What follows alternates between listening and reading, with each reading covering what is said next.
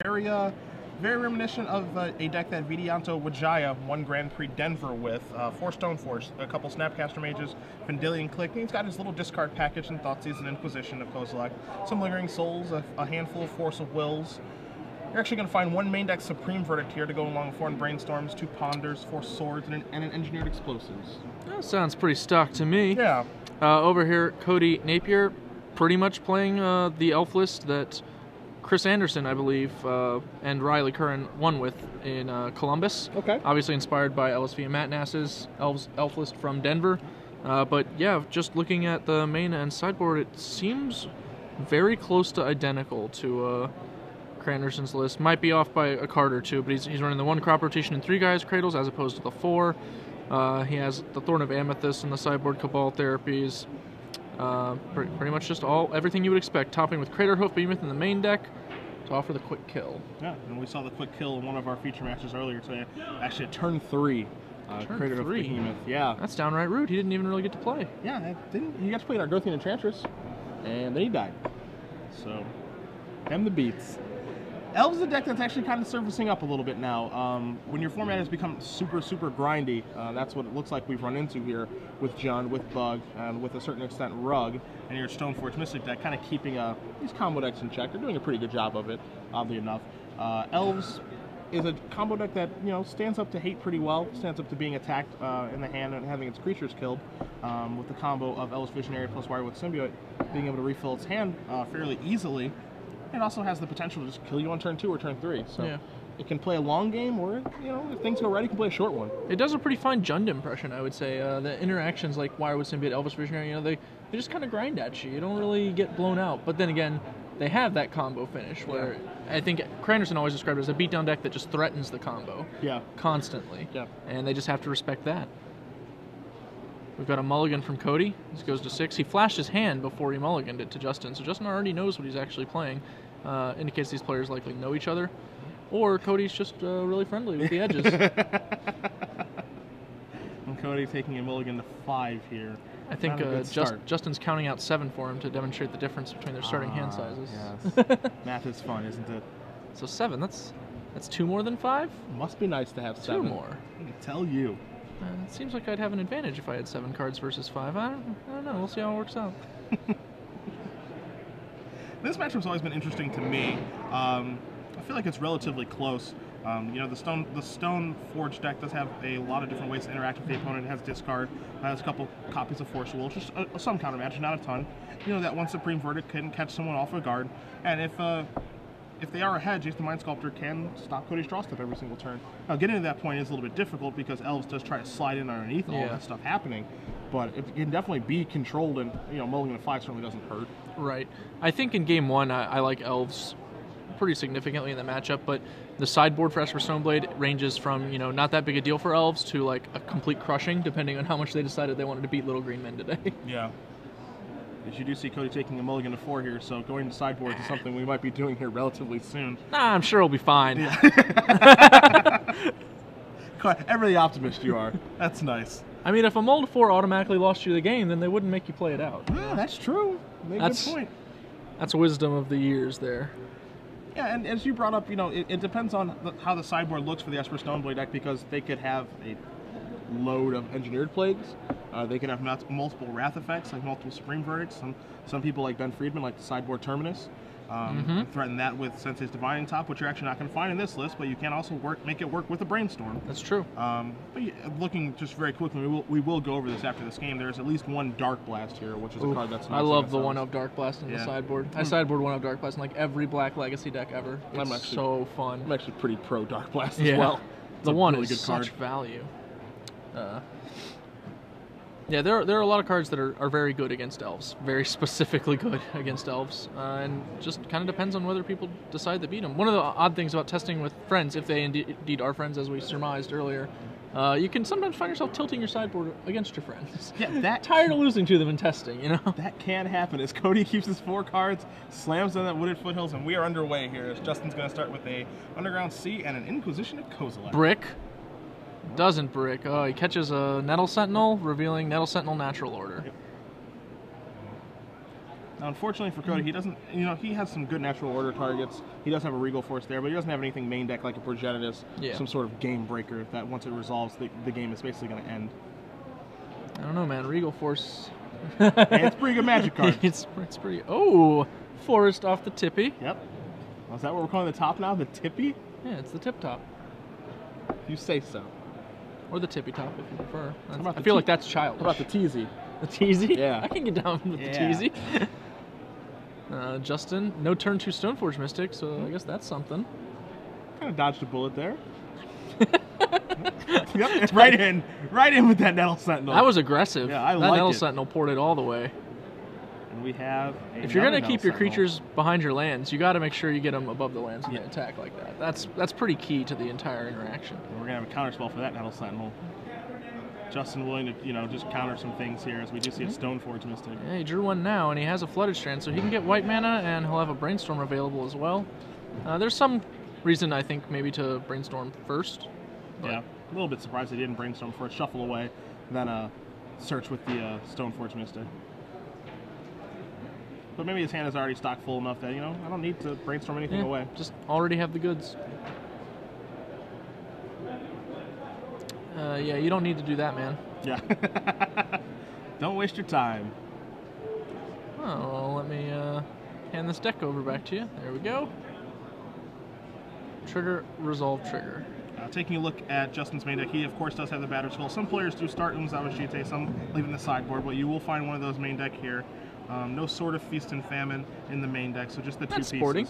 Yeah, nice guy. Really nice guy. He is going to go ahead and get that Jitte, and if Cody doesn't do something really, really soon, the Jitte will very easily take over the game. Because that's what it does. Geary, to the person who had a playmat drawn with a female astronaut, at your convenience, please go back to the artist. He would like to get a photograph of the playmat for his records. Once again, if you had a playmat done by Clint Geary, a female astronaut, please head back and speak with him. A female astronaut, you say? Yeah. I bet it's nice. Our artist in residence for the weekend, Clint Geary, apparently did a female astronaut playmat. Interesting. Whatever the people want. Maybe Syncopate as a female astronaut? That's what I'm hoping for, personally. I like that Syncopate artwork. So do I. I'm a big fan of that. It's wonderful. People make fun of me for liking the finger wag. I think it's cool. I mean, I'm just on the short-haired brunette train, but, you know, whatever. Like, finger wags your game, I guess. We can run with it. To each their own. As we do see Nettle Sentinel coming across here. That's a bold Cody. move, Cotton. Yeah, yep. I might just block. Yeah, blocking's going to get him far. Attacking's not going to get him any farther. If Justin has a fourth land, he can go ahead, equip attack, and just kill everything on Cody's board. Maybe we're hoping there's no fourth land. I guess if you gotta get lucky, you might as well pick your spots, right? And there's a fourth land. Well, we picked poorly. Spot not chosen well. Occupied by Justin's fourth land. Justin really contemplating some things here. I can't imagine that he's not just going to slam Umzawa and equip it and attack. So you're going to see a sack of the Polluted Delta here. What have you got to lose?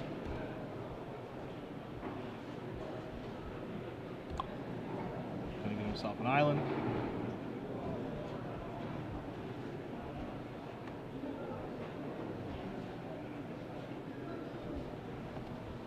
And get that baby online. Or don't, is what Cody's thinking. Yeah, I can't really imagine. Like, we know everything, right? Cody's He's just got natural all order the- in hand. yeah. I have a creature that can attack. Yeah, all the information. I can attack with it. There we go. Let's see. I guess he's going to block. Well, that lets us actually kill everything, whereas Yeah. before we could only kill one thing. I think there, you know, obviously this is a dire situation for him. I think, I take the damage. I hope he kills the Nettle Sentinel, and then I hope I draw the fourth land for the natural order. Right. But Justin... Apparently he did take the damage, and Cody just lost a Dryad. Right? Okay, fair enough then. Which is what Justin should do in that situation. Yep. You really don't just have to hope for him to punt. Yep. Which he didn't. So Justin Geary up a game after Cody Napier is mulligan to 4 with his Combo Elves deck. Justin playing Usper Stoneblade. Now Glenn, I know that you have Cody's deck list in front of you. Mm-hmm. Anything to, outside of maybe keeping 7 cards instead of starting with 4? Yeah, I imagine any help in his sideboard? I imagine he's going to try for 7 cards this time around. Beyond that, Cabal Therapy is a handy card in this matchup for sure. And Abrupt Decay is reasonable. I'm not excited by it. He didn't really see Justin's deck list, but as we surmise, they may just already know each other. So possible he'll bring in some Abrupt Decays. They really only answer Jitte. They're not especially effective anywhere else. That said, Jitte is a big problem. If he suspects Counterbalance, that might incentivize him to bring it in, but we know that Justin does not have access to that effect. No. So the only card that I know for sure he should be wanting is Cabal Therapy. We do have the benefit of perfect information, and when you are playing combo elves, there are a lot of different cards that you are scared of from an Esper Stoneblade deck, be it Engineered Plague, be it Dark Blast, be it Perish. You do find one copy of Perish here in Justin's sideboard. You find one copy of Dark Blast, no copies of Engineered Plague. You also find an additional copy of Supreme Verdict to go with his one main deck one. Spell Snare is okay. It's not great. And then you will find, for his equipment package, a copy of Sword of Feast and Famine, which may be a little bit more useful than the Batter Skull in this particular matchup. No guarantees there, but I don't know if you want 3 equipment in your deck with Stoneforge Mystic. Yeah, three's a lot, especially when they're all good. Yeah. And it's not like they're situationally good, just pretty much on any board, you'd be pretty happy to have any one of them. So, yeah, I guess it kind of depends on exactly how Justin plans to make things go here. I kind of get the feeling that the sword is better than the Batter Skull. That's just my guess. Yeah, especially considering Wirewood Symbiote is in the mix to just keep you from gaining life.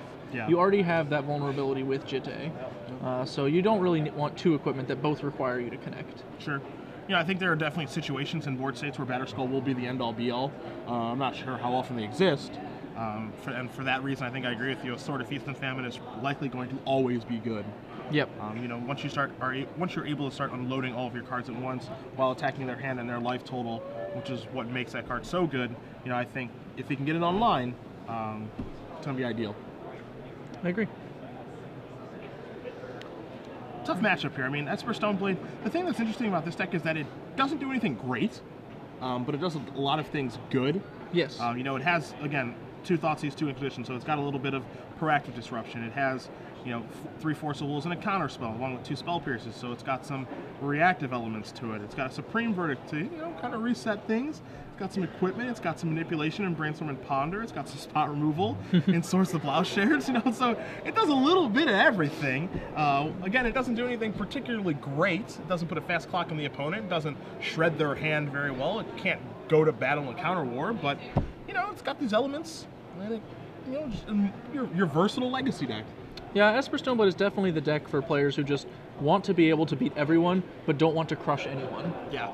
I think that's pretty much just sums it up. They're happy taking small margins, a 55 here, a 45 there, and leaning on their skill and their opponent's mistakes to convert those into victories. Yeah, if you're okay being 51% against everything, I think this might be the deck for you. In some matchups, you might be 49%. Yeah, maybe. I will say, I think Justin's sideboard, it seems to have elves in mind, or at least happens to be strong against it. Between Supreme Verdict main, another one's side, a Perish, which is effectively another copy, the Dark Blast, Sword of Feast and Famine, this has got a lot going on there. I could even see Spell Snare coming in, as it's reasonable against Green Sun Zenith for 1, and against Recast Elvish Visionaries. Yeah. And he's got 2 copies of those in his sideboard. Again, not a great card, but I think you'd much rather have that than Spell Pierce. Though, Spell Pierce does have some value here. There are natural orders to be countered. There are Green Sun Zenith, as you said, as well. If Cody does get a little lazy, you can actually catch a glimpse of nature with that card. So That'd be real lazy. I have seen Spell Pierce counter some relevant things in this matchup where I thought maybe the opponent should sideboard it out. But there are arguments to be made for both sides of those cards. They're both situational counterspells. Yep. I feel like I would rather go with Snare, just because when my opponent's, his deck's really humming, the 2 mana is going to be pretty easy to pay. And generally, I like to try and tilt my cards against the situations where I am behind. Because if I draw one that's bad when I'm behind, I'm going to just be frustrated and further behind. Yeah. Spell Snare might be able to dig you out of someone who's just casually looping those Elvish Visionaries on you. Very frustrating spot to be in. Often surprisingly difficult to break up. So you do see Cody Napier is going to keep his opening hand. He actually drew 7 cards and did the old snap keep. Oh. Something you don't see too often on the SCG Live broadcast. So I like when a player does bring that out. And Justin looked at his opening hand, gave us a little bit of a frowny face, and is going down to 6. Fair's fair, Is it fair? Is it fair? Uh-oh, he's trying to show us his hand. There's at least a glimpse of nature. I saw that much. He must like it a lot to be he's showing off. Feels a little more confident last game. Yeah. That's for darn sure. I mean, he almost got there, right? Depends on your definition of almost. I know what mine is, and I wouldn't call it that. So let's see what Justin can muster here on a 6-carder at the very least.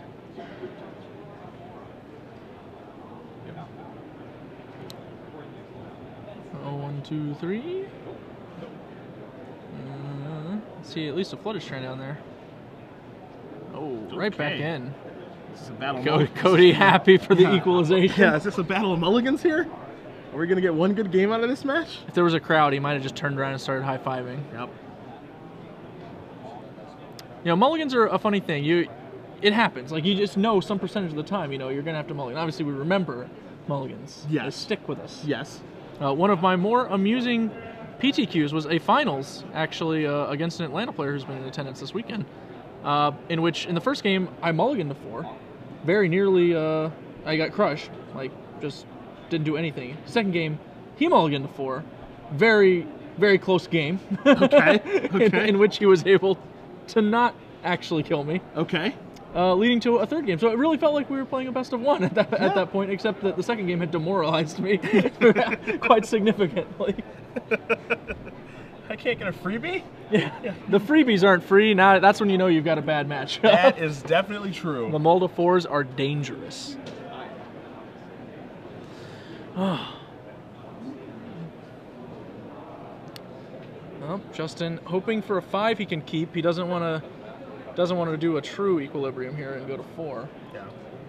I mean, he's on the draw, so really it's like... Yeah, they're like free mulligans. Yeah, free. Yeah. That's how being on the draw works. Yeah, he's good on 5. Got to land, got to brainstorm. Easy game. We are underway, as we do see Cody start off here with a Llanowar Elf. I think he's going to fetch a forest. I think it's going to be a Bayou. Nah, you were a little slow. I can't give you full credit on that one. And to be fair, Bayou is a forest. Yep, you always win. I do. You I find try. a way. Marsh Flats. I see a Stoneforge Mystic, I think, in Justin's hand. So he's got a little bit of game to him. Stoneforge Mystic, one of Esper Stoneblade's various unmulligans, as I like to say. Yeah. There's a lot of those, actually. Yeah. I think that's why all those players like it so much. Yeah. It's weird to see this deck that has, 2 of this, 2 of that, 3 of this, 3 of that, a couple of this, a little sprinkle here, a little dash there, and it's a deck that's so successful. 2 mana. Elvish Visionary. No Spell Snare. Heritage Druid, the draw off of that. Yep, that's a nice one. He's got a Gaia's Cradle. That means he's going to get some stuff going on this turn. Look at us go. Quirion Ranger. Yep. And while he is reading that, we will bring Quirion Ranger good. up on the screen for you guys, see the interactions with that card. Quirion Ranger, one of the nice additions that made Deathrite Shaman much better in Elves, I think. Yeah. Those two go hand in hand quite well. This is just a Tundra Pass.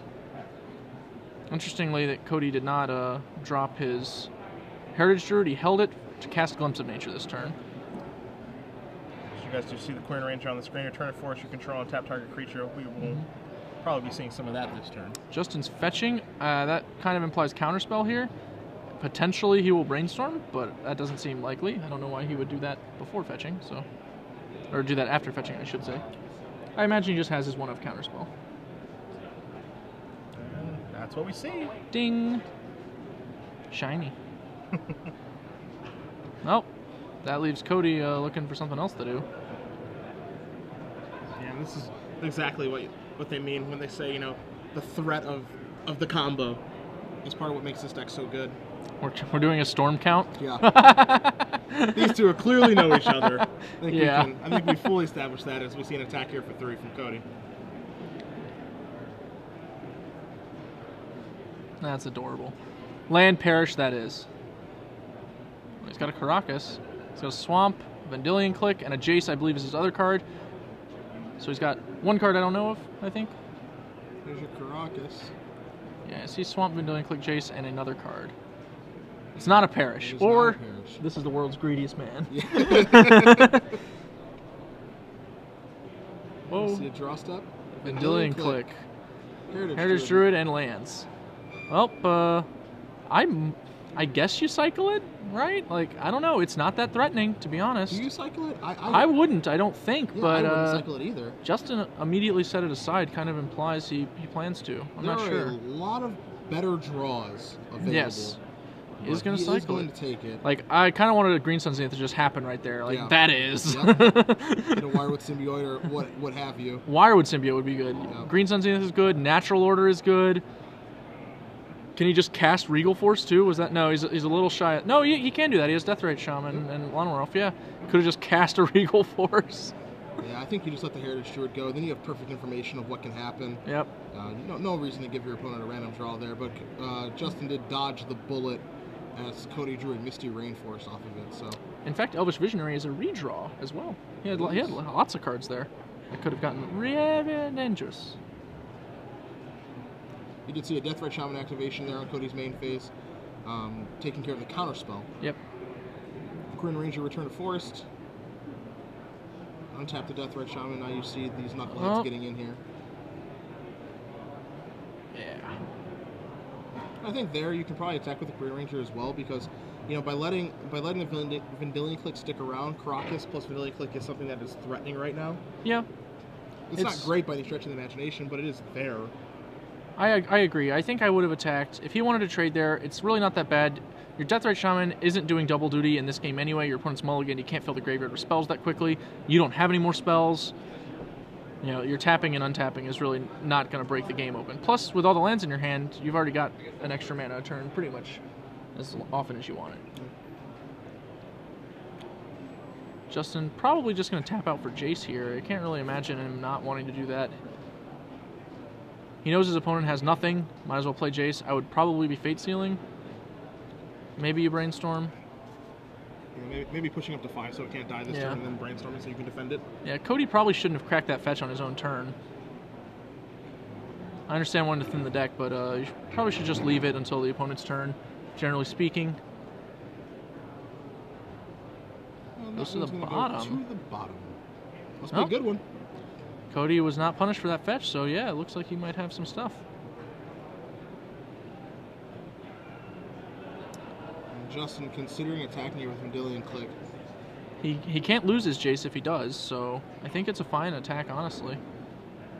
He opts to hang back. We're going to see Cody remove the last spell in graveyards for now, which is the Glimpse of Nature that was countered by that counter spell. By opting to hang back, I kind of wonder whether he plans to block. If he doesn't, then I don't think he should have. Gaddock Teague came in. You're a little late. It's a little late. Gaddock Teague, I hadn't really considered that a sideboard, but now that you think about it, if you know that your friend here is playing some Supreme Verdicts, Gaddock Teague starts looking a lot better. Yeah, it certainly does. Now, if your opponent's on Perishes and Engineered Plagues, Gaddock Teague, you can stay at home. So I feel like that implies, again, knowledge of one another's lists. And he fetches, has to this time, because the only way to get a Gaddock Teague out is Deathrite Shaman. If he doesn't, I still might not, actually. I still might just hold the fetch, burn a land with Deathrite Shaman. Yeah, again, because if Jace is Fate Sealing, you would like to be able to clear your deck with a fetch land, if that situation does arise. Trying to get through Jace Fate Seal and Vendilion Click Caracas sounds relatively nightmarish. Perhaps he's really sure Justin's just going to Brainstorm next turn. Again, like, if I'm Justin, I probably do Brainstorm with Jace next turn, but... You do see the Cradle being tapped, plus the Gaddock Teague. Gaddock Teague card that's being read, we'll bring up for you guys here. My enemy, he may be a Kithkin, but it doesn't let me cast, of yours? Doesn't let me cast Spectral Procession, so no friend of mine. I don't like him. Not a fan. We could have been great together. Played Gaddock Teague a few times in my day, I'm not going to lie. We haven't been great together. We've just been reasonable companions. Such a hater, that old man is. So we see a swamp here from Justin, and now... Cody ignores the Jace and attacks. Yeah, I mean, at this point, I'm a little bit confused on what Cody's trying to accomplish, what his game plan is, right? Because, if he's trying to get at his life total, then why isn't Quirn Dryad attacking? I feel like, either you're trying to kill Jace or you're trying to get your opponent dead so that Jace's advantage doesn't start to snowball. So what are we doing with Quirn Dryad this particular game? Quirion Ranger, but Quirn Ranger, excuse me. I agree. I think the Quirion Ranger should have been swinging in. We'd have gotten in, probably at least one more point, maybe more at this stage. And our Deathrite Shaman's untap ability with the Quarian Ranger, while a nice synergy, is not actually being used. So, what's going on? He may be Karakusing Gaddock Teague here to clear for a... Or he can't Supreme Verdict. He needs 2 whites, so I guess he's not going to do that. Perhaps he himself noticed that, actually. I think he might have. Yeah, that looks like a Supreme Verdict, actually. He also has the option, right, of just bouncing the Gaddock Teague with Jace the Mind Sculptor and then just clearing away. Well, yeah, but then you don't get to Brainstorm, right? He doesn't get to keep his Vendilion Click either, I understand. It's gross. There's some things that have to happen here. He is going to bounce the Gaddock Teague and Supreme Verdict. That looks like what's going to happen. Oh, he's bouncing this one. Whoa, now I don't know what's going to happen. That was weird. I'm confused. I don't know what's going to happen either. He's just going to pass the turn back. I mean, I guess, yeah. We're just going to check the draw step, player Vendilion Click, perhaps during the end step Karakas the Gaddock Teague, and that's our master plan. That's a good cycle. That's sort of. One that's... I mean, that one's got to go away. Yeah. Yeah. That one's got to go bye-bye. It's not significantly better than the next card off the top, but it is better. And then Guy's Cradle is the draw. Yep. Justin, perhaps at the stage where he just wants to attack with everybody. Yeah, I think it's an issue. Can't stop, won't stop. It's getting close. Gotta get your opponent dead. If that Ranger had swung in a couple turns, an Alpha would certainly look a lot more appealing.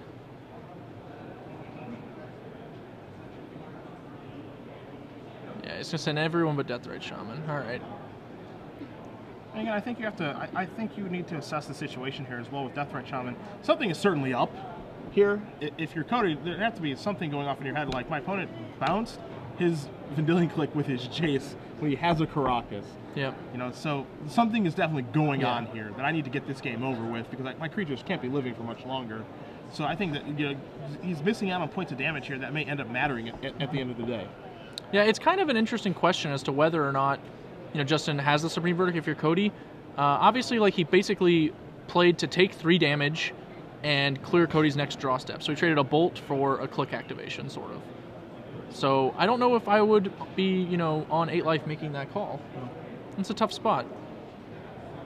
So now you see Vendilion Click trade with the Gaddock Teague. That certainly eases up Justin's life. And the fact that he didn't bounce the Vendilion Click back with Karakas kind of implies the Supreme Verdict. Now we see the Supreme Verdict for sure. He definitely has it. He Fate Seals, puts it on the bottom. Did Cody not play a fetch land last turn? He didn't, no. That was loose. We definitely should have played a fetch land, but we have once again not been punished as the card went to the bottom. Yeah. I don't think there's any reason to hold on to these. Justin tapping just so. Gonna take care of that Vendilion Click, get himself 2 more life. But again, yeah, he has dodged some bullets here with the Fate Seals, as the fetch lands let you reset your deck, shuffle that away. You're gonna see an Inquisition of Kozilek here from Justin. He's gonna see all those fetch lands. He's gonna see all those lands, and that guy is Cradle. So he's done a nice job of stabilizing here. Yep, very nice. He has a Jace with 6 counters against an opponent with no non-land permanents and 4 lands in hand. Seems like a pretty good spot. And we're going to see a Deathrite Shaman. Another big incentive to having played these lands is if you, draw a natural order, being able to fetch your way into Dryad Arbor and sacrifice it immediately is, a big deal. C5, we're going to bounce the Deathrite Shaman. It's a reasonable choice. Snapcaster Mage, Inquisition, Deathrite Shaman. Okay. That's a nice play. I like that one. At 5 life, he is pretty vulnerable to a Deathrite Shaman. Should Cody have drawn, another Quarian Ranger or a Zenith to get him something like that, then could have been under a lot of pressure in short order. So you see Cody's going to search for a Dryad Arbor here, potential to threaten a natural order. Yep. He does have a Progenitus in his sideboard. Not sure if he brought it in, of course. I wouldn't be surprised if he did. I would kind of. I mean, Supreme Verdict and Perish, that's a lot of stuff to dodge. No fear. No fear. Can't live your life scared, Glenn. I mean, I don't have to live my life scared. I can live it in play, though.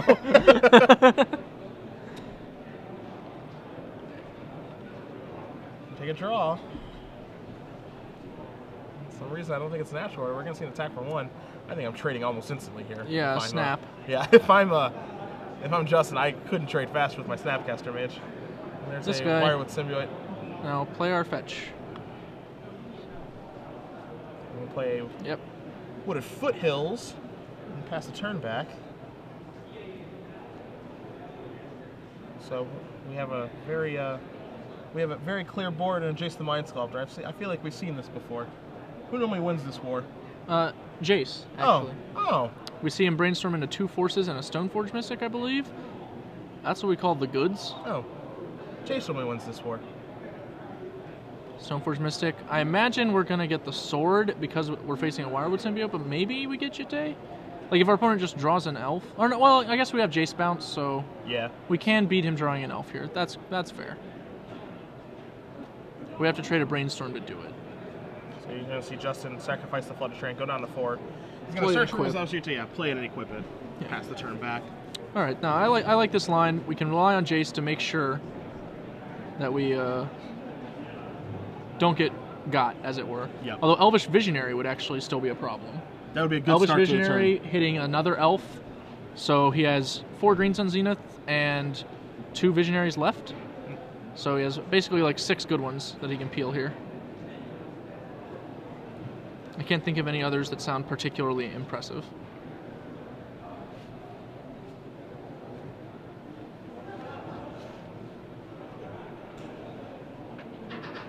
I suppose if we boarded in Abrupt Decay, that would also be a pretty good draw.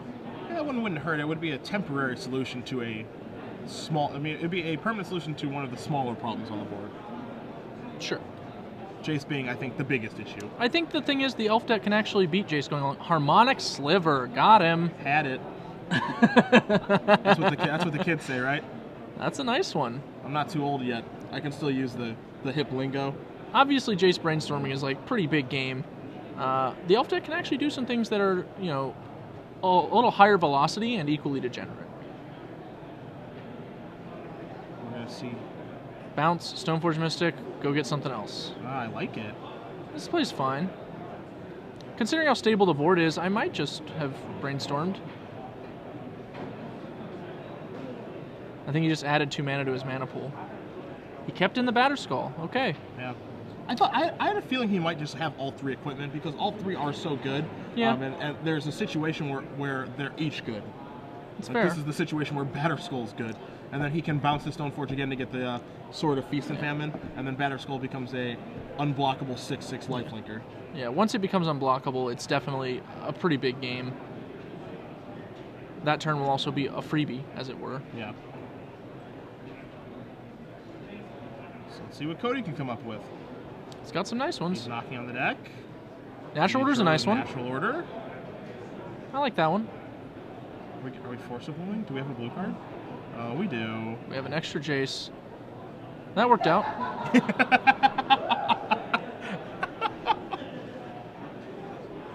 We're still not out of it if we're Cody. That worked out. I mean, it did. Not so bad. According to plans. Yep. Fate Seal. Check the top. Leave it. That's not good. Yeah. Yeah. Happy. I think we should probably just activate, put in Batterskull, and bounce Jace, actually. I think I would have liked to do that. And then just replay Stoneforge Mystic. Yeah, instead of Fate Sealing. Like, what's going to actually beat that line? I can't think of anything. It's just cast Batterskull, that's fine. Yeah. I mean, he knows. A little uncivilized. But. Yeah.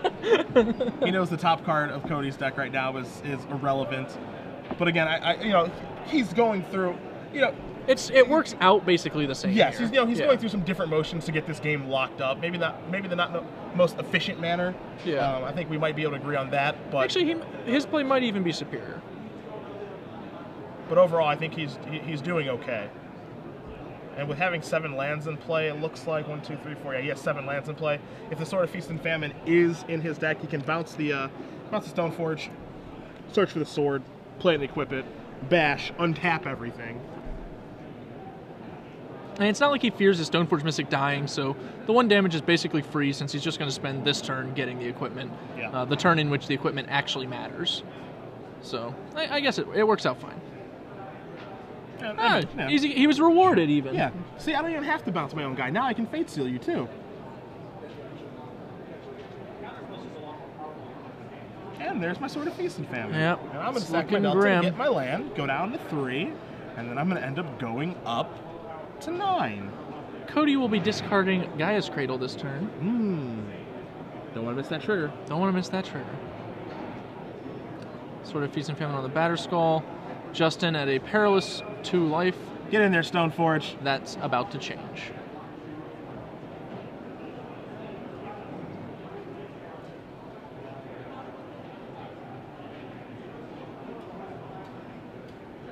I think Cody is coming to realization here. I'm going to lose this game? This is ridiculous. Tap all of them their lands. We do need to pitch the Cradle. There it goes. Jace. Fate Seal. Let me take a look. It's in a book. Now, what's your play against a fetch land when you're Jace Fate Sealing? Do you look, do you pause and then put it back? Do you look, snap, put it back? Do you look, bottom it if it's good? What do you do? What's your game? Depends on the day, really. I've been known to troll a man, leave his best card up there, knowing that he'll sacrifice and then look. But in most cases, if it's a good card, I'm going to put it on the bottom. I've seen it get pretty awkward. I believe I saw Calcano like leave a sneak attack on top and then just die to it immediately. Yeah. Thinking his opponent was sacrificed. Something like that, yeah. He's like, that was probably a little loose. And I was like, yeah, you think? So you see I'm trying to remember who that was away. against to now. It was definitely one of the funnier games I saw. Yeah, you know, you can play a little game inside the gamesmanship there. Not too big of a fan of doing that. I'm just too stupid to do it right, really. He did shuffle and fail to find a land as all of his lands are in play. Something might not have noticed. One of the downsides of the, well, I guess downsides. That's kind of hard to say. We're done here, yeah. Cody Napier going to concede the game. Justin Geary 2-0 with his Extra Stone Blade deck over Cody Napier, and Combo Elves never got to combo. Yep. The post-board game, even on 5, Justin's deck was tuned, got better in the matchup. He didn't even draw very many of his sideboard cards, but the one that he did play